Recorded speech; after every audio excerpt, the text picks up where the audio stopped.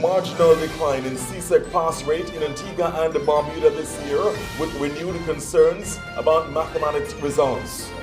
Government to cover the cost for eligible amputees to travel to Trinidad and Tobago to be fitted with prosthetic limbs. Police seize ammunition and other contraband as Operation Restore Confidence continues to reap results. And the Social Security Board has advice for employees as some employers continue to be delinquent in remitting contributions. Those are the major stories this evening. The news in detail starts right now.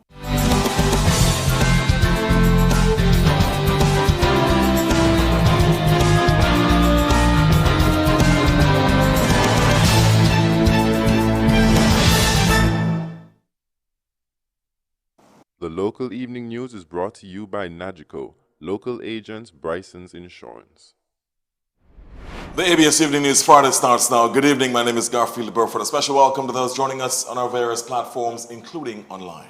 Good evening, I'm Nicola Barreto. As per the norm, let's dive right into it. There has been a slight decline in overall CSEC passes in Antigua and Barbuda this year compared to the past 2 years. We've been tracking this story over the past 24 hours because 75.3% of students who sat the Caribbean Secondary Education Certificate or CSEC examinations in the May-June cycle passed this year. The figures were released by local CXC Registrar Maritza West on a special edition of ABS TV Presents. She explains how those figures compare with the previous years. While there was a slight decline from 77.4 in 2025 and 76.6 in 2024, the 2026 performance remained relatively consistent. Meanwhile, there was an 80.6% pass rate for English language and a 30.3% pass rate for mathematics. There was, however, a 100% pass rate for ADMAT, so additional mathematics, and 90% pass rate for biology, a major increase over the past 2 years. Here's more on this story that we've been tracking because Baptist Academy remains the top performing secondary school here in Antigua and Barbuda. 18 students sat a total of 269 exams through the private educational institution with a 100% pass rate. They are followed by Island Academy, where 95.55% of exams sat there were passed, and St. Joseph's Academy, SJA, with 93.6%. The best performing government-owned institution goes to the Antigua Girls High School. 122 students sat exams there, with 88.5% of all exams passed. 84.9% of exams sat at Antigua Grammar School also resulted in passes. St. Noble Richards Academy, SNRA, rounds out the top the top three for the government institutions with a 73.7% pass rate. Meanwhile, the Ministry of Education will be embarking on a comprehensive look at the delivery of mathematics in schools across Antigua and Barbuda. The announcement follows poor performances in the 2026 CSEC examinations, where only 30.3% of the students who sat mathematics in this country passed their examinations. Our story this evening from Rakib Aparicio. The review of the delivery of mathematics, according to Director of Education Claire Brown, will start from the ground up. The Education Ministry now has 2 education officers responsible for mathematics.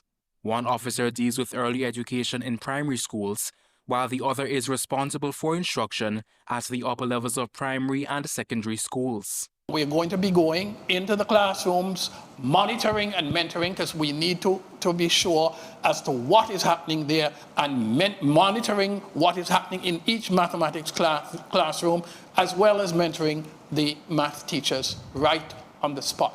Teachers, he explains, are hired and then, based on their qualifications, are placed at institutions to teach their subject areas. Even if you have the paper qualifications and you're not delivering and we have to kind of move you out of a situation, then we will. And I'm not knocking teachers because I know our teachers are trying hard, but we're ensuring that we put our math teachers in the best possible position so that they are able to do the best for their charges. In the 2026 May-June sitting of CSEC Mathematics, of Antigua and Barbuda's 1,391 candidates, only 30.3% of those who sat mathematics passed. The regional pass rate was 42.9%. Antigua and Barbuda's mathematics pass rates have been low for several years. The education director says a part of addressing the problem includes reviewing how much time students are given with the core subject area on a weekly basis. A framework, he says, is in place, breaking down how much time is necessary at each level. It begins with 200 minutes weekly in kindergarten and is adjusted at the different levels. We're going to be checking to ensure that students are getting the requisite hours in quality math.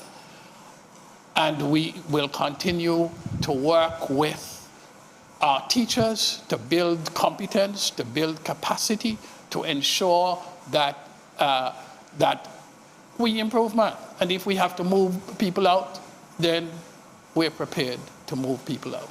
Rakib Aparicio reporting for ABS News. Thank you so much, Rakib. Meanwhile, the identity of Antigua and Barbuda's top CSEC student remains undecided, with 3 students currently tied after recording 20 grade 1s each. Director of Education Claire Brown says it is too early to declare a winner because the students have the right to query their results. 2 of the students sat 21 subjects each, recording 20 grade 1s. The 3rd student sat 24 subjects and also received 20 grade 1s along with 4 grade 2s.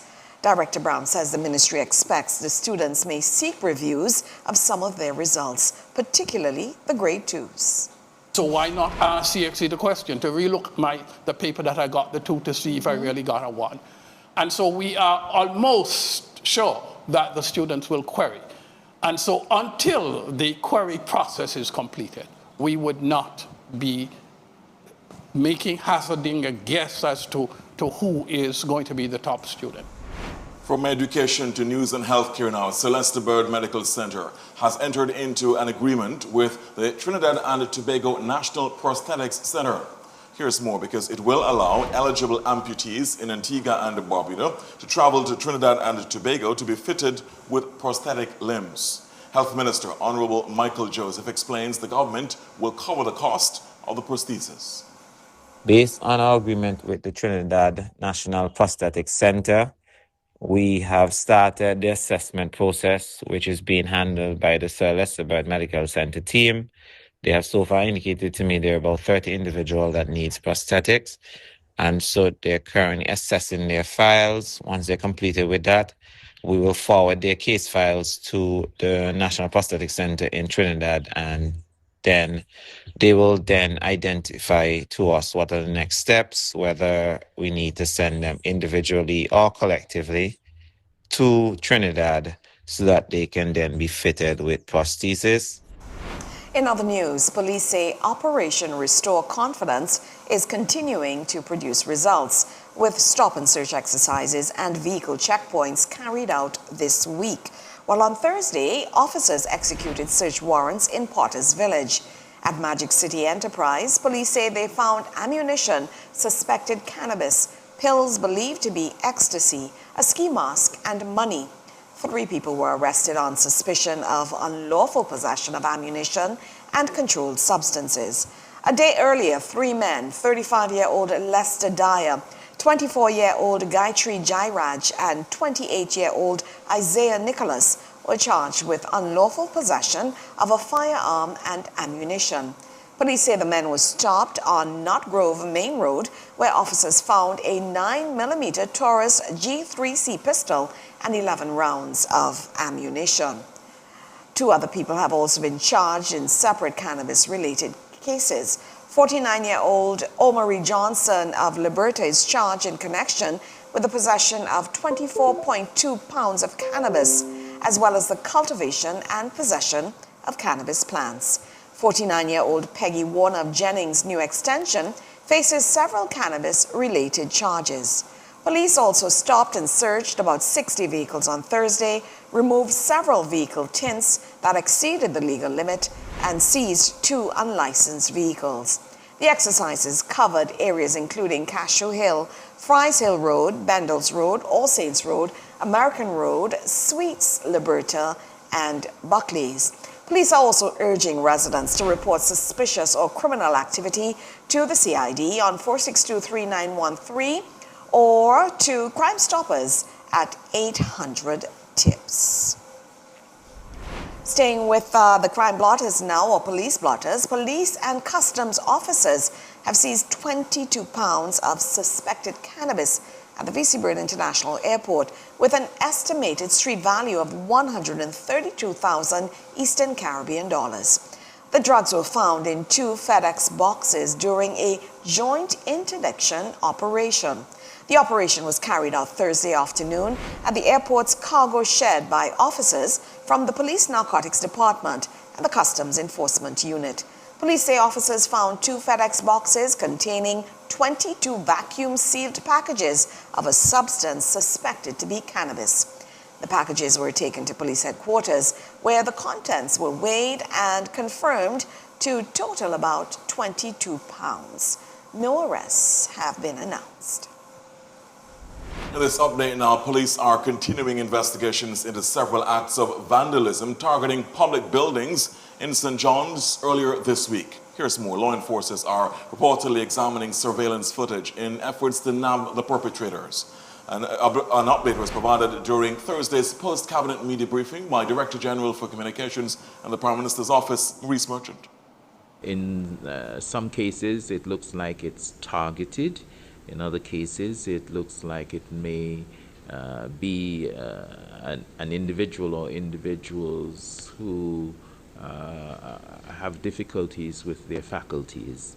And so the police are looking into this matter, but it is very troubling to the cabinet and of course to business persons because it brings into question the safety of individuals who not only seek the services of these businesses, but also the employees of those businesses. Well, the incidents occurred between Tuesday night into early Wednesday morning and targeted the Antigua Public Utilities Authority, the APUA, the Treasury Department, and Social Security Board on Independence Drive. The glass doors of all 3 buildings were damaged. It's not yet clear if the acts of vandalism were carried out by the same person or group. Well, to a story now that we have been following all week, the government of Antigua and Barbuda welcomes the constructive response of the Commonwealth Magistrates and Judges Association, the CMJA, to the letter sent by the Minister of Foreign Affairs, Trade and Immigration, the Honorable E.P. Chet Green, on August 17th, 2026. Well, we can tell you this in its reply dated 18th August. The CMJA said that it had noted the points raised by the Foreign Minister and agreed to publish his letter on its website alongside the association's statement concerning the judiciary of Antigua and Barbuda. The government welcomes this decision. Publication of both documents will allow the association's members and the wider Commonwealth public to consider the complete official record, including the Prime Minister's clarification that no executive action will be taken against any judicial officer and that all matters concerning judicial tenure, assignment, or conduct will be addressed only through the Constitution and the law. The CMJA also stated that it stands ready to assist judicial officers in the Eastern Caribbean if requested by the Chief Justice of the Eastern Caribbean Supreme Court or by any review committee established to address the concerns raised by Prime Minister the Right Honorable Gaston Brown. Foreign Affairs Minister Green welcomed that offer as a positive basis for further engagement. Quote, the government appreciates the association's constructive response and its willingness to assist through the proper judicial and institutional channels, Minister Green said. He also said, we share a commitment to judicial independence, the rule of law, public safety, and the effective administration of justice. The government remains ready to support appropriate cooperation among the CMJA, the Chief Justice, the Eastern Caribbean Supreme Court, and any independent review committee that may be established. The exchange demonstrates that difficult questions concerning public safety, sentencing, and judicial independence can be addressed through dialogue, established constitutional processes, and a shared commitment to strengthening the administration of justice. In other news, now we're tracking a developing story that we've been covering over the past few months. The proposed transfer of the Jolly Beach Resort to the Social Security Board has yet to be formally completed, but significant progress has been made.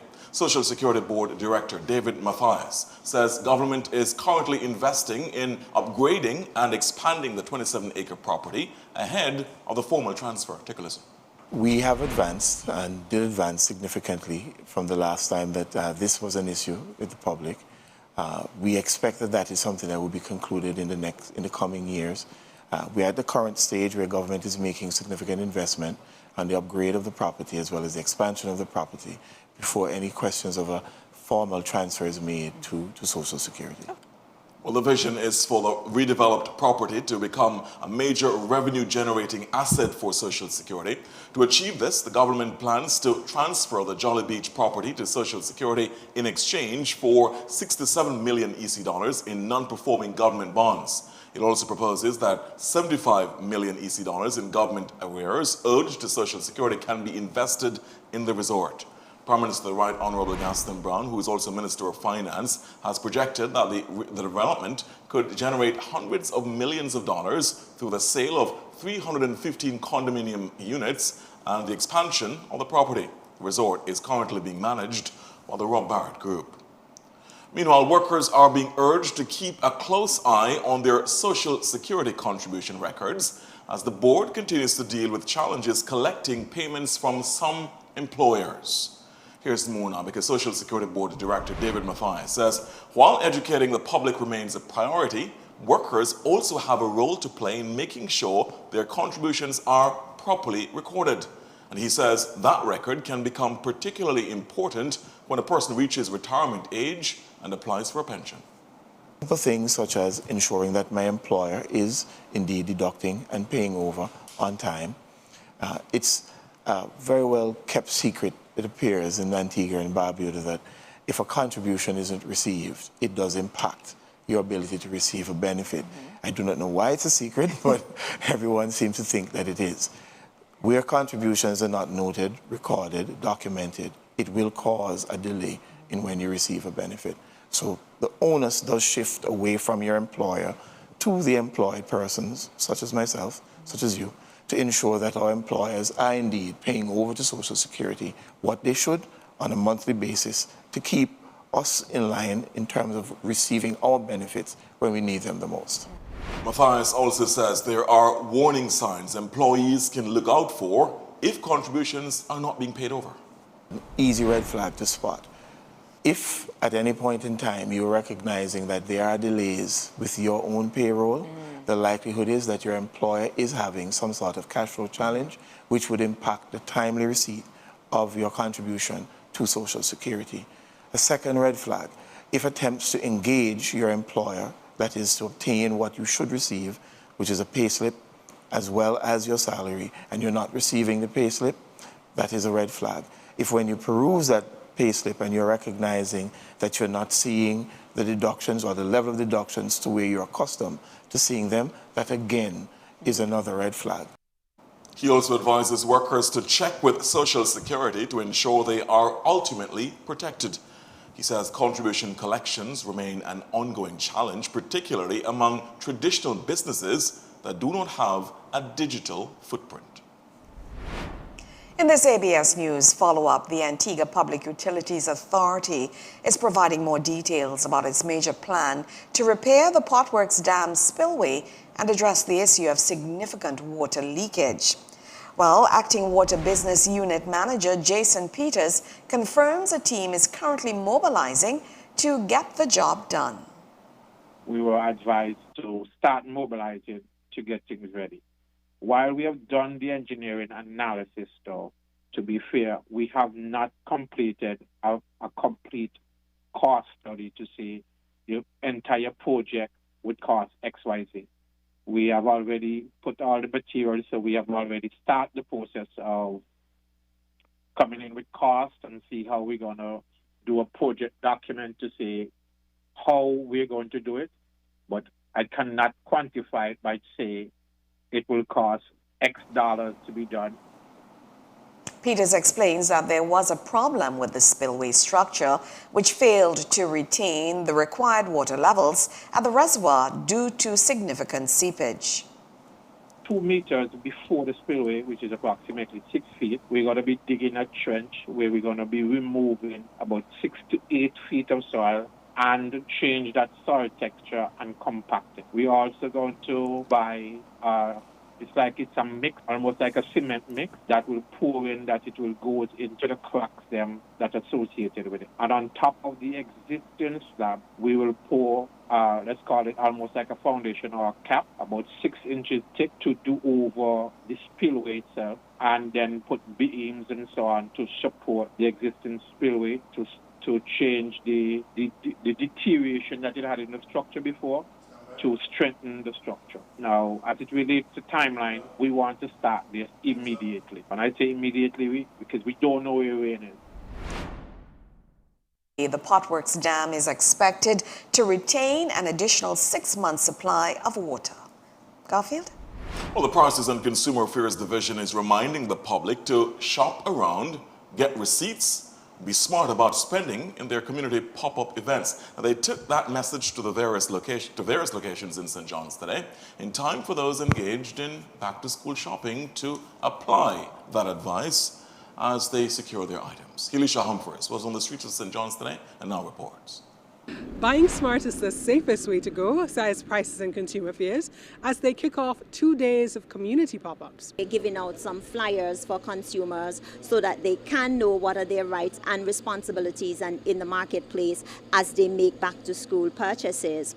Along with that, we are also sharing prices for popular snacks and juices that was put together by the price control inspectors in the prices section at the division. So again, consumers can compare prices, they can compare between the brands, the sizes, and of course we want them to be able to make informed purchasing decisions.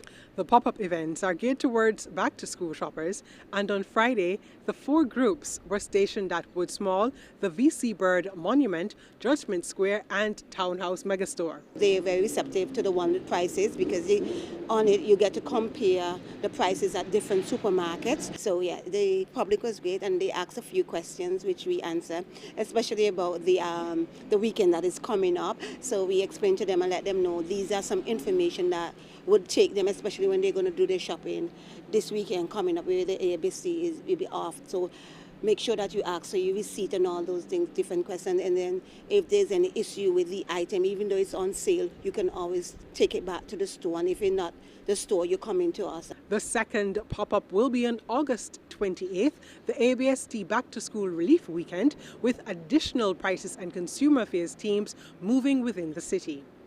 Helisha Humphreys, ABS News. Helisha, thanks. And as we've been reporting since last night, the government has approved that the ABST will be removed totally from several back-to-school items and food items on August 28 and 29. That's Friday and Saturday of next weekend. Nicola? More news now. Antigua and Barbuda is expanding its presence in the global maritime industry through a partnership between Adams and Solaris Tech Incorporated. The agreement will establish the Antigua and Barbuda Department of Marine Services and Merchant Shipping, or Adams, presence in Busan, South Korea. Prime Minister the Right Honorable Gaston Brown, Director and Registrar General of Adams, Ambassador Dwight Gardner, and Solaris Tech President Thomas Blank formalized the agreement earlier today. Prime Minister Brown says the agreement forms part of a wider strategy to position Adams within the Asian market. Adams currently operates in Greece and the United Arab Emirates. Ambassador Gardner is quoted as saying, "We are bringing Adams closer to ship owners and strengthening our ability to provide responsive, high-quality flag state services in one of the world's most important maritime regions, end quote. The latest partnership is expected to strengthen Adams' engagement with Korean and Asian ship owners, ship managers, shipyards, and other maritime stakeholders, while creating new opportunities for the Antigua and Barbuda Ship and Yacht Registry. We're following this developing story as well in relation to the orange economy. Antigua and Barbuda, well, Antigua's Carnival 2027 calendar could look quite different as organizers prepare for the festival's milestone 70th anniversary. The Festivals Commission has confirmed a review is underway, but says no changes have yet been finalized. As our Shanakisha Francis now reports. The Festivals Commission has begun reviewing the entire Carnival calendar as preparations get underway for Antigua Carnival's 70th anniversary. Commission Chairman Ambassador Lisa McCool says officials are considering the overall flow of the season, attendance, participation, production requirements, and the experience for both locals and visitors. The review follows comments from the Prime Minister that some major carnival events may need to be rearranged. Ambassador McCool says moving one event can have a ripple effect across the festivals, and with post-carnival assessments still underway, no final decisions have been made. She says, quote, "The objective is to ensure that the carnival calendar works better as a whole and supports the continued growth of Antigua Carnival, the Caribbean's greatest summer festival," end quote. The 2027 festival will be staged under the banner Legendary 70, with work already taking place on programming, event production, marketing, and the overall creative direction. McCool says the anniversary will include elements honoring the people and history that have shaped Antigua Carnival, alongside new experiences and initiatives designed to help set the direction for the festival's future. The planning also comes on the heels of a recent international exposure from Forbes, which highlighted Antigua Carnival's authenticity, local music, and overall experience. McCool says the Commission now intends to build on that attention through stronger international marketing and public relations, as well as deeper collaboration with tourism stakeholders, airlines, and hotels. Shanakisha Francis, ABS News. Thank you so much, Shanakisha. More news now. The upcoming National Child Protection Town Hall meeting is set to feature a number of experts across varying fields. Minister of Social and Urban Transformation, the Honorable Rawdon Turner, says a 7-member panel will be drawn from the fields of social services, psychology, law enforcement, education, healthcare, and the justice system.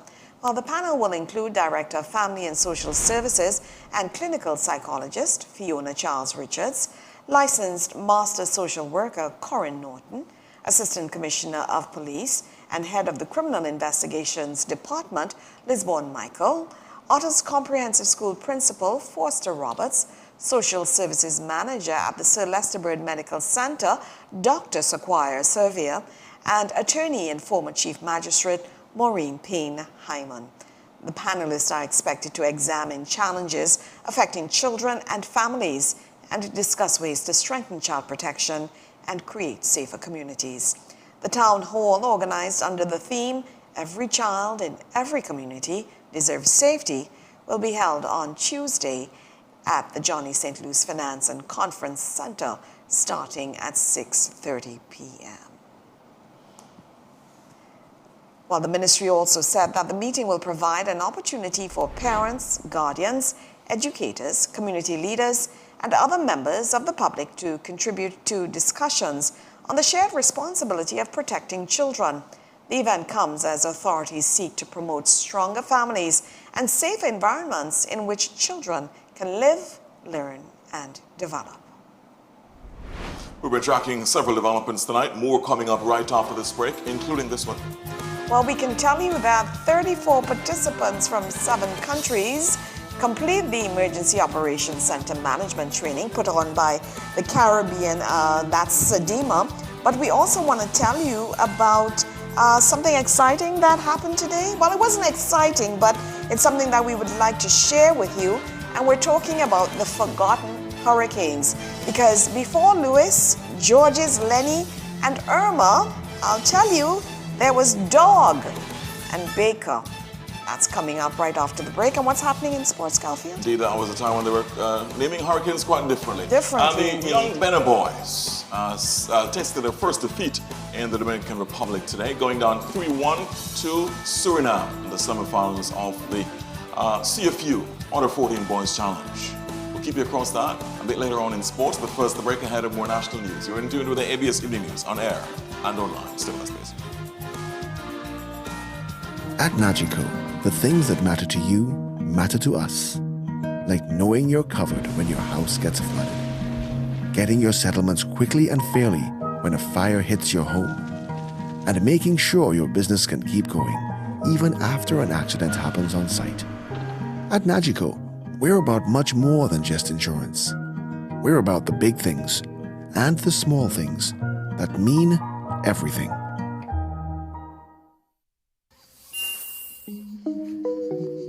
From Boosted Seeds, I carry no cash. I tap and pay, I'm done in a flash. Adventure is done, we grab a bite. I tap my card, it feels just right. We booked our trip and paid with ease. Checked my rewards, upgrade, yes please. Paid it online while out with the crew. Tap for drinks, it's easy to do. They tap, I drive. It's quick, it's clear, no counting cash or waiting here. I use my card to keep things smooth. And my rewards? Wow, they really move. ACB Visa Credit Card. My life, my card, my rewards. Get yours today. Terms and conditions apply.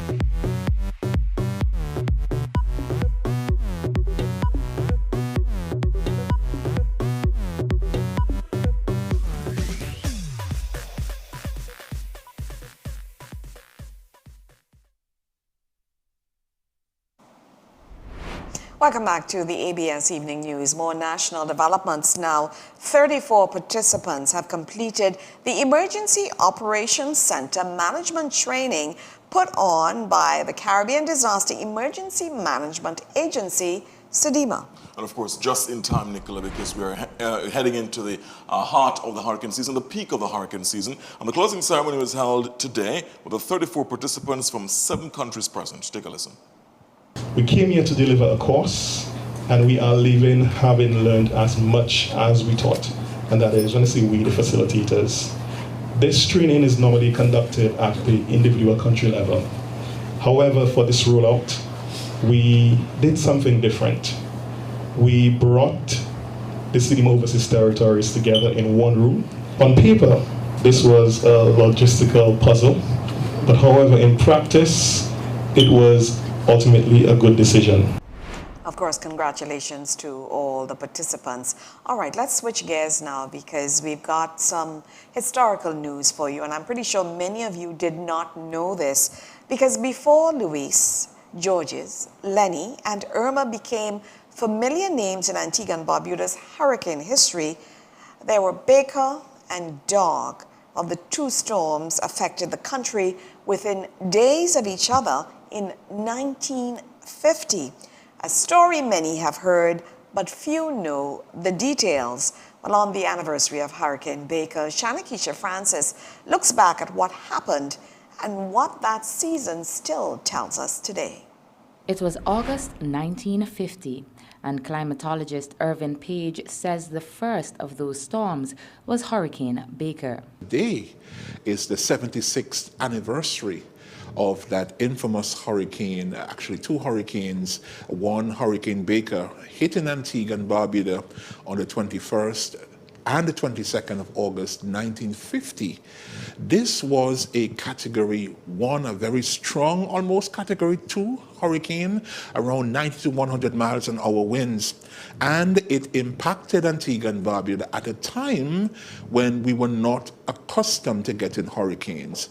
Baker left extensive damage behind, particularly to homes, agriculture, and the country's infrastructure.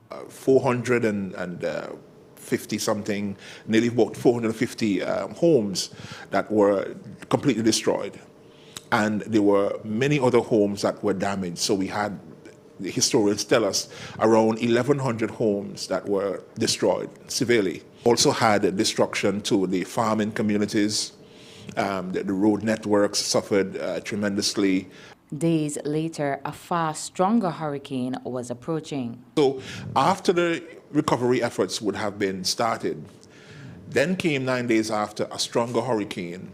And what the historians are telling us, and the information would show, that the impact on Barbuda was quite severe because of storm surge. There was a storm surge anywhere between 8 and 10 feet that pretty much inundated the coastal areas. And the infrastructure, which was already weakened, suffered even greater collapse. But the experience of 1950 did more than leave behind a record of destruction. Page says the lessons from Baker and Dog helped influence how Antigua and Barbuda prepared for the hurricanes that followed.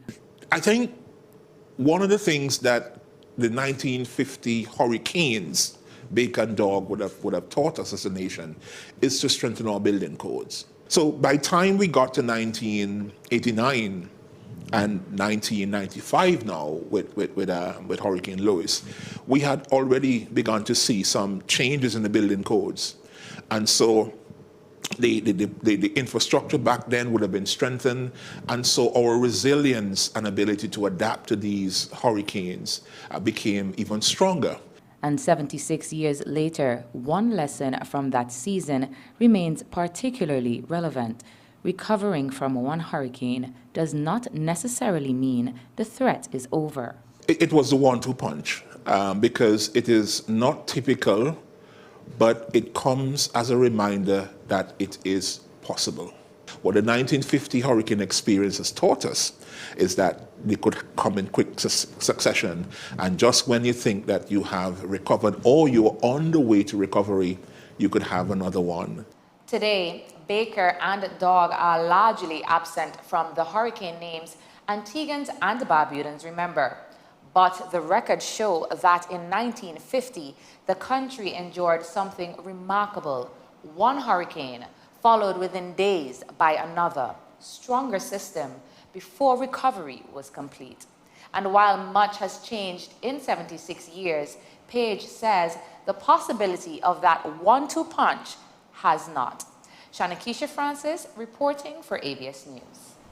Excellent reporting, Thank you, Shanakisha, on that. Shanakisha. Of course, 76 years later. Meanwhile, the National Hurricane Center says in 1953, just giving you context in terms of the names of these hurricanes back in the day.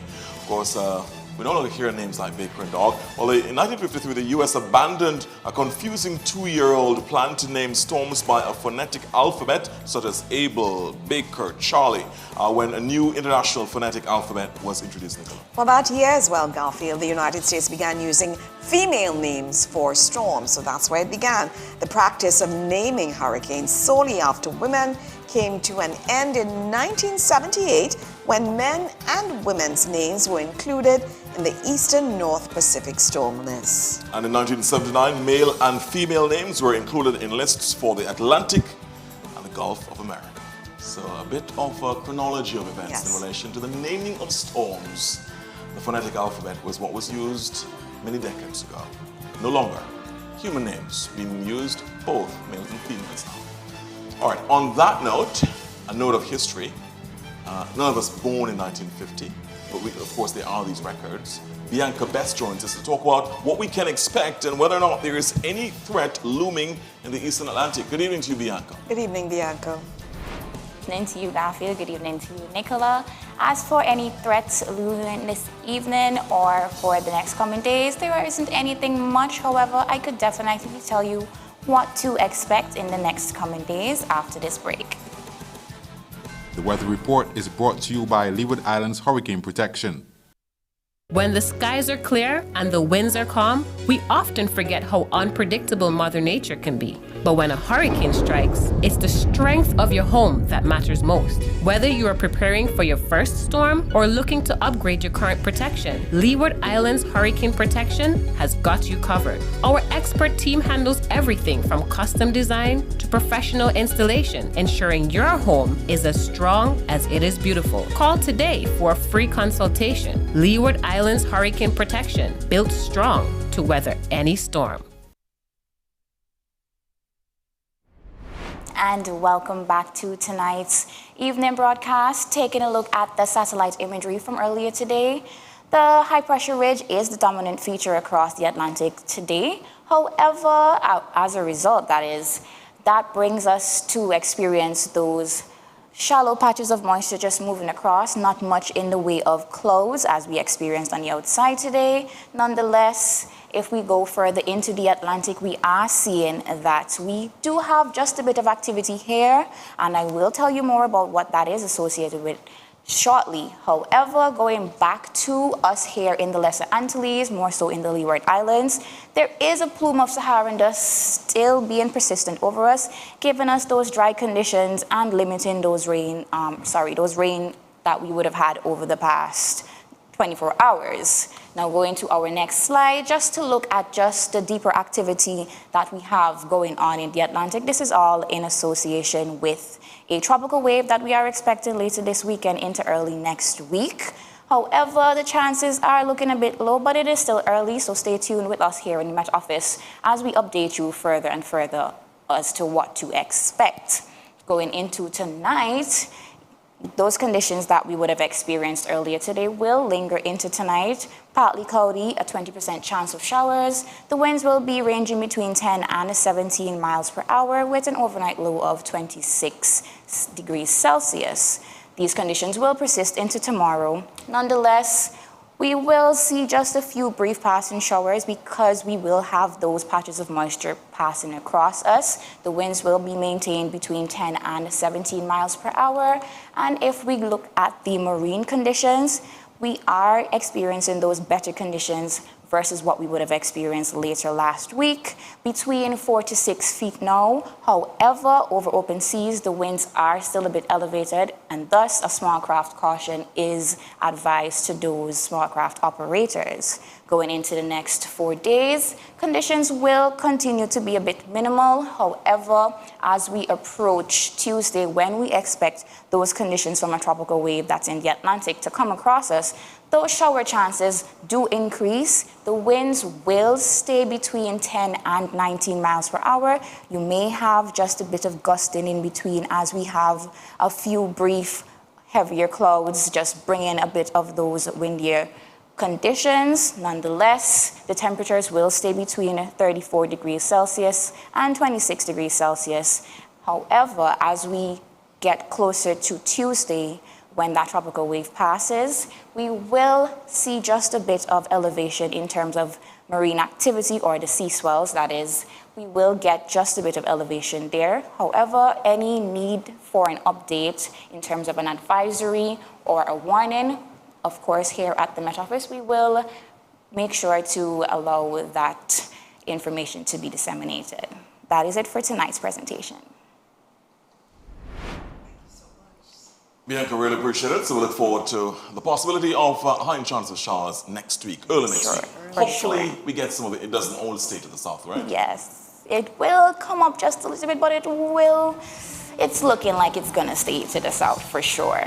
But fingers crossed. Fingers crossed. Fingers crossed. And whatever they want of it, rain dance in we full look forward to effect. it. Yes, even if it's a sprinkle, we look forward to it.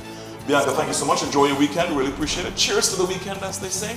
And of course, we thank Bianca Best and her colleagues at the Met Office for always ensuring we are your weather headquarters. With the vicissitudes and vagaries of the weather, we keep you across it. When we come back, we'll turn our attention to news overseas. One of the stories that we're tracking closely comes to us from Trinidad and Tobago, where the police service has investigated 7 bomb threats at locations across the country earlier this week. We'll have an update on what they found out. And internationally, a deadly Russian daytime attack on a shopping mall in the Ukrainian president's hometown of Kryvyi. All of that and more coming up right after the break. Stay with us.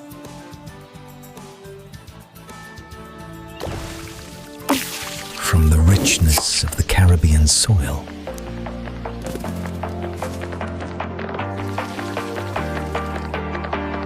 fresh, pure, naturally powerful. from wholesome roots to irresistible crunch.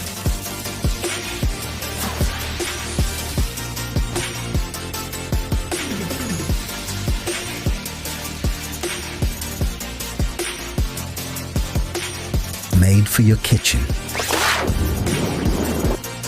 your business, Your lifestyle. export quality, Caribbean grown.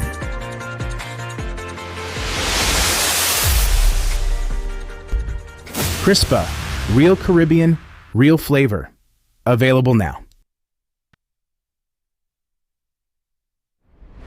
Welcome back. Regional developments now. The Trinidad and Tobago Police Service is investigating 7 bomb threats reported at locations across the country on Wednesday.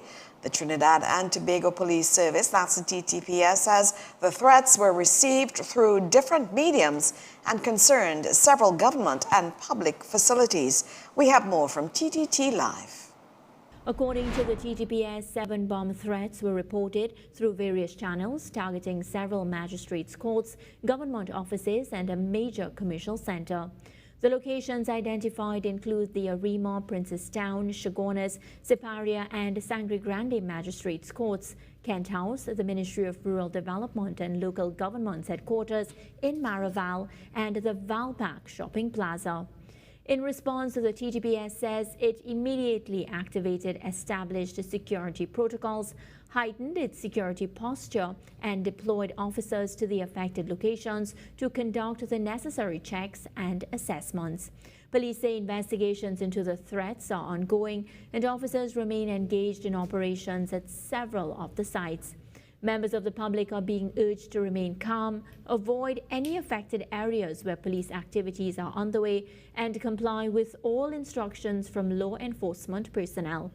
The TTPS says further information will be released as investigations continue.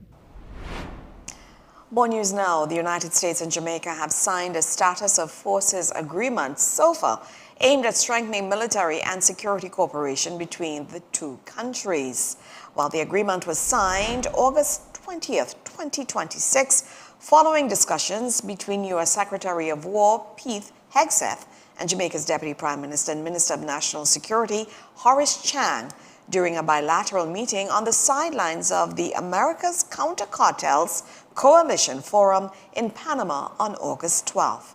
A SOFA establishes the terms under which members of one country's armed forces may temporarily operate in another country for mutually agreed activities, including military training exercises and joint operations. Jamaica joins more than 120 countries that have similar agreements with the United States. And Guyana President Irfaan Ali met with a bipartisan U.S. congressional delegation led by Senator Christopher Coons this week as the lawmakers visited Guyana as part of a wider mission to the Western Hemisphere. The delegation met with Ali at the office of the president on Tuesday for discussions focused on strengthening Guyana's relationship and advancing shared interest in economic prosperity, security, and regional stability. Ali said he outlined his government's development agenda since 2020, including investments in infrastructure, food and energy, security, healthcare, education, and agriculture. Well, that's a quick look at regional developments. When we come back, Garfield has international news. Stay with us.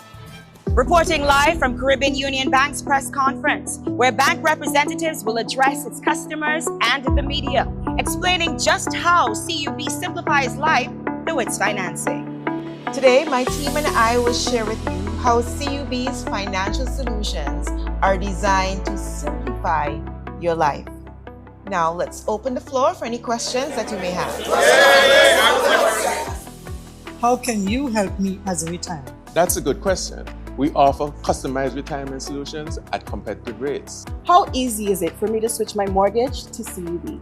With attractive interest rates and minimal switching fees, CUB makes switching mortgages easy. Do you offer point-of-sale machines? Absolutely. All point-of-sale systems can speed up checkout and boost sales. Those were great questions, and our team is here to further support you. We're Caribbean Union Bank, the bank that cares, and our doors are open to welcome you.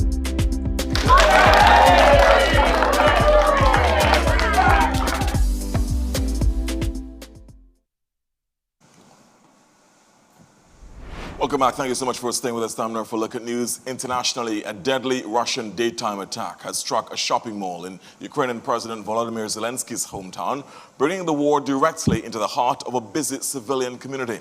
The strike has raised fresh fears over the safety of civilians as Russia continues its attacks on Ukrainian cities far from the front lines, as Euronews reports. Footage of chaos has emerged after a daytime Russian strike on a shopping mall has killed at least 14 people and injured 121 others, including 22 children, according to Dnipropetrovsk regional officials, who added that the number of casualties is growing. The attack on the central Ukrainian city of Kryvyi and hometown to Ukrainian President Volodymyr Zelensky was described by the president as being carried out in 2 waves. Zelensky said the second drone hit half an hour after the first, while emergency services were on the scene. The president condemned the attack and called it cynical and despicable, and called on the international community to put real pressure on Russia. On Thursday, another attack on a shopping mall in the town of Kramatorsk killed 2 women. On Friday afternoon, Ukrainian authorities reported that 1 person had been killed after a Russian drone attack on the community of Bereza in the Sumy region. Meanwhile, Russian overnight and early morning attacks killed at least 5 people, including 4 in drone attacks on a frontline village in the Kharkiv region. Well, a Canadian premier is taking aim at U.S. President Donald Trump, calling him, quote, a bad person, end quote, who cannot be trusted as trade tensions between the 2 countries escalate. Manitoba Premier Wab Kinew is urging Canada to stand firm in negotiations with Washington rather than rush into concessions, even as his province considers restoring U.S. alcohol sales in an effort to help secure a trade deal and avoid threatened 50% American tariffs. Here's more from the Associated Press. We don't like Donald Trump's approach to trade or his way of treating Canada. You know, very wise people have said you can't get a good deal with a bad person. And I think that rule applies here. I mean, you know, President Trump is the reason we're all paying so much at the gas pump right now because of his misguided war in Iran. And I could go on and on and on about the Epstein files, and you know that I will. He's the one who got on the phone with Donald Trump, which, you know, I don't think any of us want to be on the phone with Trump or in a photo with him. But there you go. Somebody has to do it. Thank you, Mark Carney, for doing it. And you can understand he got to a place where he can recommend a deal to Canadians. Of course, that sort of takes you sort of a look at international developments. Up next, the sporting news. The Antigua Barbuda Falcons soaring to success last night at the Sir Vivian Richards Stadium ahead of a doubleheader, or should I say a weekend of cricket tomorrow and on Sunday at the Sir Vivian Richards Stadium. We'll keep you across all of it. A match is in progress as we speak in Rosalie St. Lucia too. We'll keep you across that next. Stay with us.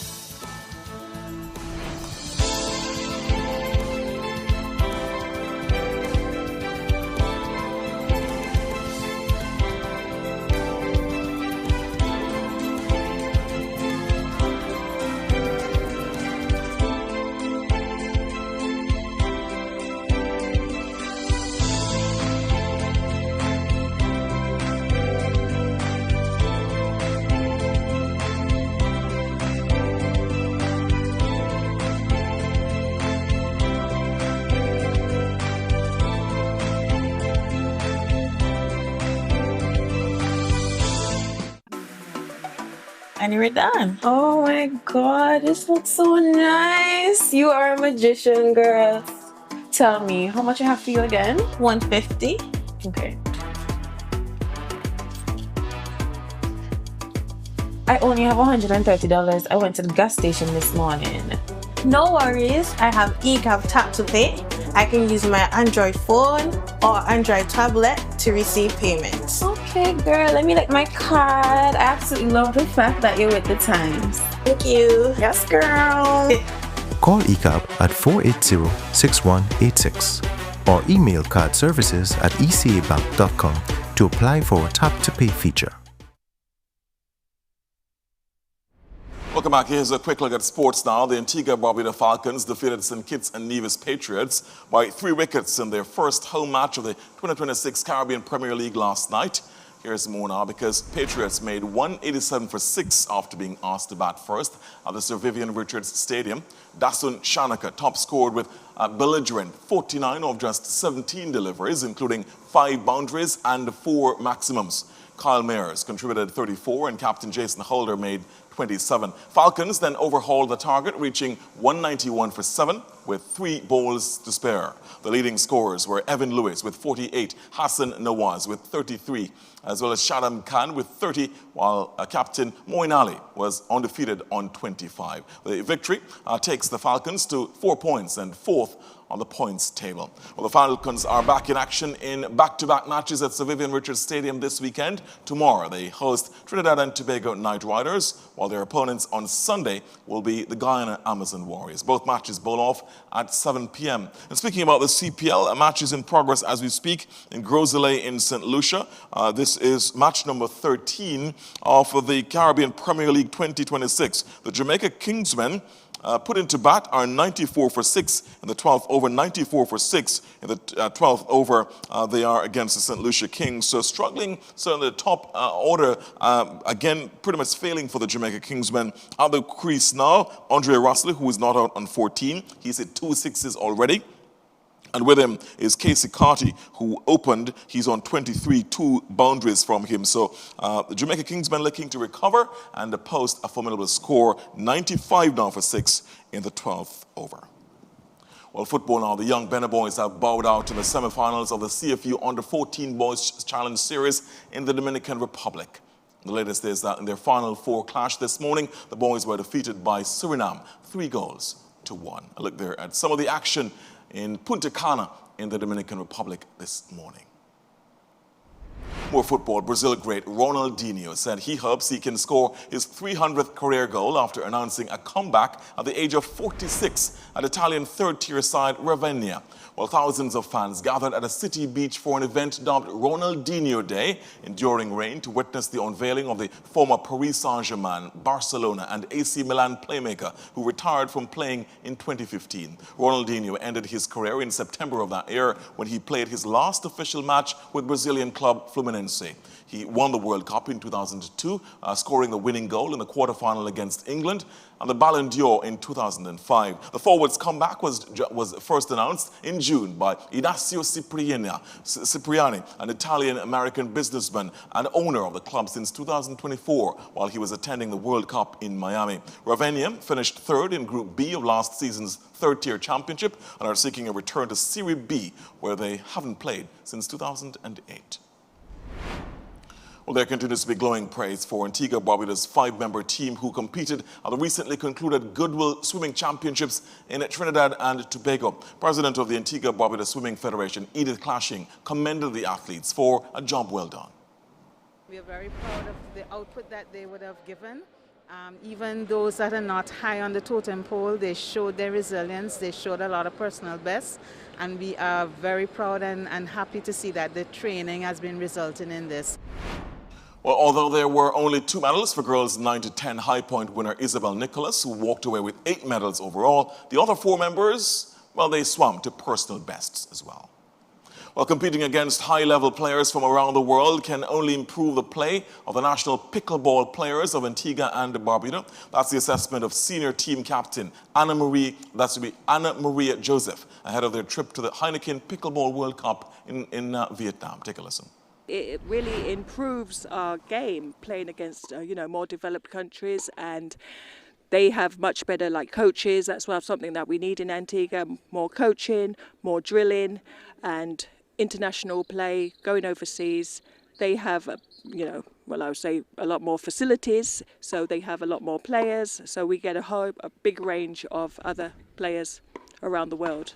Well, the 2026 World Cup will run from August 30 to September 6 at the Tien Son Sports Palace in Vietnam. And finally, a look now at basketball. A 41-point explosion from Jaden Lewis helped the Antigua Barbuda Pitbulls to victory at the 5th annual Aloysius Daniel Youth Classic in St. Lucia. Well, Lewis was extremely efficient from the floor, converting 19 of 26 shots on his way to the game-high tally of 41. He had assistance from Gabriel D'Souza, who added 17. Nathan Matthew also had a solid all-round game with 9 points, 5 rebounds, 7 assists, 6 steals, and 4 blocks. All-round is an understatement. He had points, he had rebounds, assists, steals, and blocks. How much more do you want from a player on a basketball court? Extraordinary results there from basketball, taking us out of a look at the sporting developments and indeed our newscast. I'm Garfield Burford on behalf of the entire team. See you back at 10. Bye-bye. I'm Nicola Barreto. Have yourself a great night.